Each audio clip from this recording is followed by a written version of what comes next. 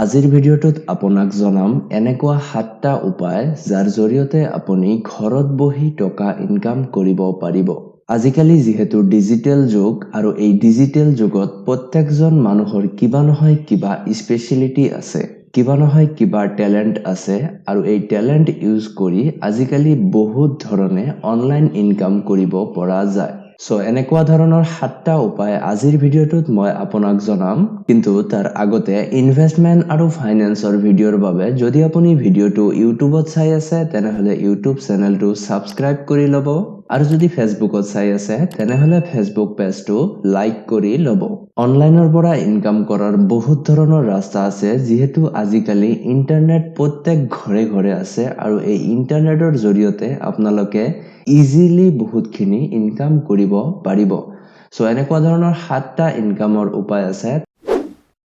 যদি আপুনি লিখি ভাল পায় তেনেহলে কন্টেন্ট ৰাইটিং আপোনাৰ কাৰণে বেষ্ট অপচন হ'ব পাৰে। কন্টেন্ট ৰাইটিং কলে সাধাৰণতে কোনো ম্যাগাজিন বা কোনো ব্লগ বা কোনো ইউটিউবৰ কাৰণে আপুনি যেতিয়া আৰ্টিকল লিখে নাইবা স্ক্ৰিপ্ট লিখে নাইবা কপিৰাইট লিখে ইত্যাদি আদি কাম কৰি আপুনি বহুখিনি আৰ্নিং কৰিব পাৰিব। যেহেতু আজিকালি প্ৰত্যেকটো বিজনেস আৰু প্ৰত্যেকজন প্ৰফেশনালক কন্টেন্টৰ বহুত প্ৰয়োজন, সেইকাৰণে মাৰ্কেটত কন্টেন্টৰ বহুত ডিমান্ড আছে। পাৰ ওয়াৰ্ড হিসাব মতে আপুনি চাৰ্জ কৰিব পাৰে। আজিকালি পাৰ ওয়াৰ্ড 1 টকা 2 টকাকে কিছুমানে চাৰ্জ কৰে। তাৰ ভিতৰত কিছুমান বেষ্ট ওয়েবসাইটৰ ভিতৰত আছে fiverr.com, upwork.com, freelancer.com ইত্যাদি আদি ওয়েবসাইটত ইজিলি আপুনি এই কন্টেন্ট ৰাইটিংৰ কাম পাব পাৰে। জাস্ট আপুনি এই ওয়েবসাইটবোৰত গৈ কেনে এটা প্ৰফাইল ক্ৰিয়েট কৰিব আৰু আপুনি কেনেকুৱা ধৰণৰ কন্টেন্ট লিখিব পাৰে তাৰ বিষয়ে আপুনি ডেসক্ৰিপচনত দি দিব,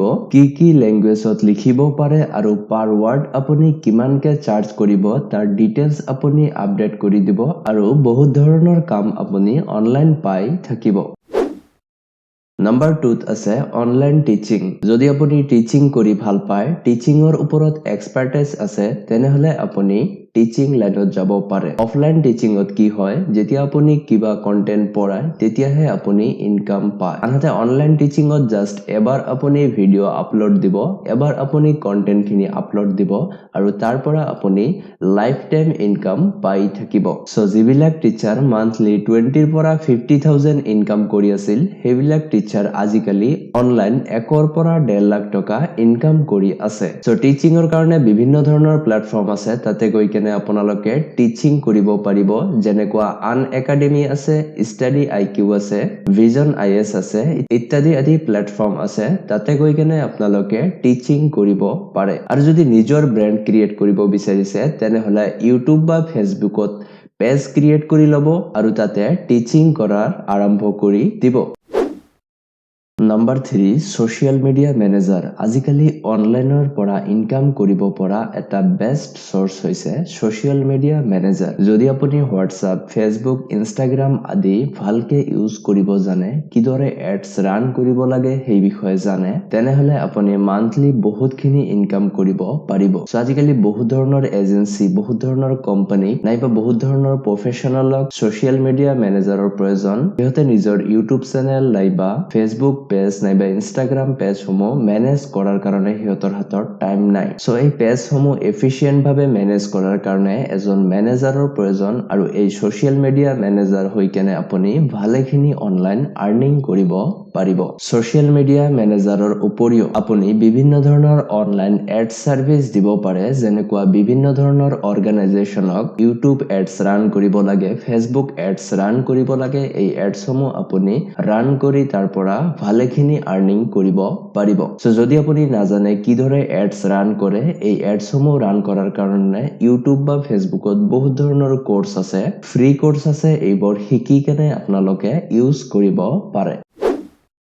নাম্বাৰ 4 ভাৰ্চুৱেল এসিস্ট্যান্ট। আগতে যেনেকুৱা আছিল পাৰ্সোনেল এসিস্ট্যান্ট আছিল, লগতে থাকিছিল, যিকোনো কামত হেল্প কৰিছিল, কিন্তু আজিকালি যেহেতু টাইমৰ অভাৱ আৰু মানুহৰ অভাৱ, সেইকাৰণে আজিকালি ভাৰ্চুৱেল এসিস্ট্যান্ট বহুত ইম্পৰ্টেন্ট হৈ গৈছে ভাৰ্চুৱেল এসিস্ট্যান্টৰ কাৰণে বেছি স্যালাৰি দিব নালাগে যিকোনো ঠাইৰ পৰা এই ভাৰ্চুৱেল এসিস্ট্যান্ট কাম কৰিব পাৰে সাপোজ কোনো এজন মানুহক ডে টু ডে প্ল্যানিং কৰি দিব লাগে ডে টু ডে বিভিন্ন ধৰণৰ কামত হেল্প কৰিব লাগে এই ক্ষেত্ৰত সেই মানুহজন সেই ঠাইত উপস্থিত নথকাকে কাম কৰিব পাৰে অনলাইনত জৰিয়তে ইনষ্ট্ৰাকচন দিব পাৰে বা হেল্প কৰিব পাৰে যাক আমি ভাৰ্চুৱেল এসিস্ট্যান্ট বুলি কওঁ সো আজিকালি বিভিন্ন ধৰণৰ অৰ্গানাইজেচন বিভিন্ন ধৰণৰ প্ৰফেশনালক ভাৰ্চুৱেল এসিস্ট্যান্টৰ প্ৰয়োজন সো এই ভাৰ্চুৱেল এসিস্ট্যান্ট হৈ কেনে আপুনি ভালেখিনি ইনকাম কৰিব পাৰিব ভাৰ্চুৱেল এসিস্ট্যান্টৰ জব আপুনি ক'ত পাব তাৰ কাৰণে আপোনালোকক Upwork, Fiverr.com, Freelancer.com ইত্যাদি আদি ৱেবছাইটত সাৰ্চ কৰিব লাগিব ইয়াৰ উপৰিও আপুনি Facebook, Instagram আদিত পোষ্ট কৰিব লাগিব যে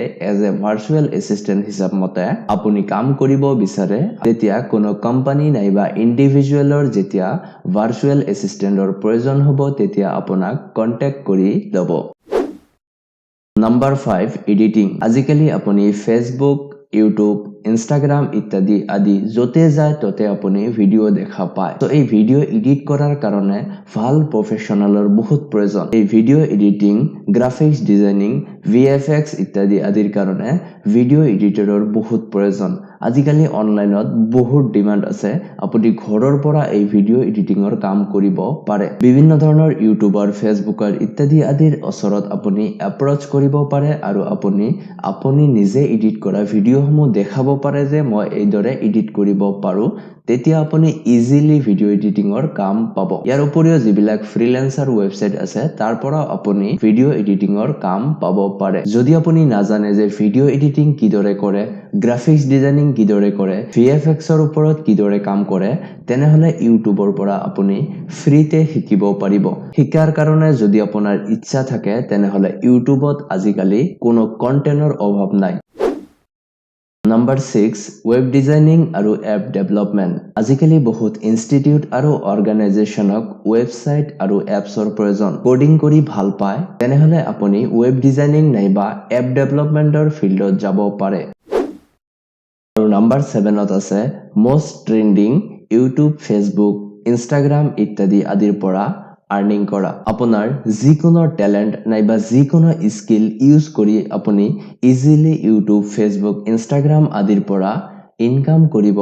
পাৰে এই YouTube Facebook ব্লগ নাইবা Instagram ইত্যাদি আদিত Google Ads Facebook Ads ইত্যাদি আদিৰ জৰিয়তে ভালেখিনি আপুনি ইনকাম কৰিব পাৰিব ইয়াৰ উপৰিও আপুনি বিভিন্ন ব্ৰ্যান্ডৰ লগত কোলাবৰেচন কৰি স্পন্সৰশিপ কৰি আপুনি ভালেখিনি মান্থলি আৰ্নিং কৰিব পাৰিব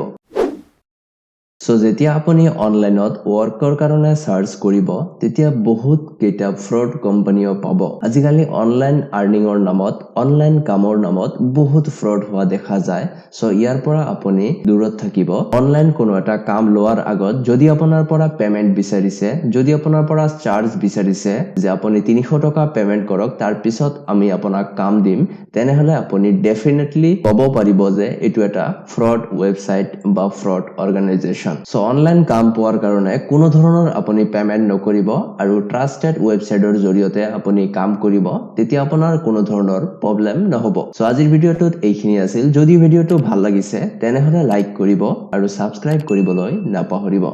থ্যাংক ইউ